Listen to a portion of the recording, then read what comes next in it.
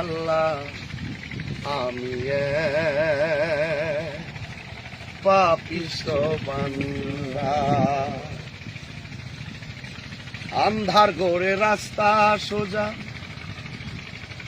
ঘাড়ের উপর পারের বোঝা। আন্ধার ঘরে রাস্তা সোজা, ঘাড়ের উপর পারের বোঝা। আল্লাহ রাসূল মুর্শিদ ভোজা, আল্লাহ রাসূল মুর্শিদ ভোজা। এই পাগলের দান্দা গো ও আল্লাহ, ও আল্লাহ আমি পাপিষ্ঠ বান্দা। ও আল্লাহ আমি পাপিষ্ঠ বান্দা।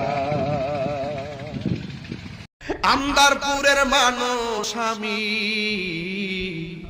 আন্দারপুরের মানুষ আমি, আন্ধার ঘরের বাসিন্দা। ও আল্লাহ, ও আল্লাহ আমি পাপিষ্ঠ বান্দা। দেখলাম সিলেটের একটা শিল্পী গান গাইতে মারা গেছে, পাগল হাসান। সে দেখছি তার মার কাজ করতেছিল। গই আছে না, গই খুব মায়া লাগছে দেখতে ভাই। গই আছে না লাঠির মধ্যে, স্টিকের মধ্যে গই যে বদে, ওর আম্মার গইগুলা হে পয়সা পয়সা দিতেছে এই ছেলেটা। সে একটা গান গাইছে, এটা আমি কয়েকবার শুনছি, আমার ভালো লাগছে। আন্দারপুরের মানুষ আমি, আন্দারপুরের মানুষ আমি, আন্ধার ঘরের বাসিন্দা। ও আল্লাহ, ও আল্লাহ আমি আমি এক পাপিষ্ঠ বান্দা। আন্ধার ঘরের রাস্তা সোজা, ঘাড়ে লইয়া পারের বোঝা। আন্ধার ঘরের রাস্তা সোজা, ঘাড়ে লইয়া পারের বোঝা। আল্লাহ রাসূল মুর্শিদ ভোজা, আল্লাহ রাসূল মুর্শিদ ভোজা। পাগল মনের দান্দা গো ও আল্লাহ, ও আল্লাহ আমি আমি এক পাপিষ্ঠ বান্দা।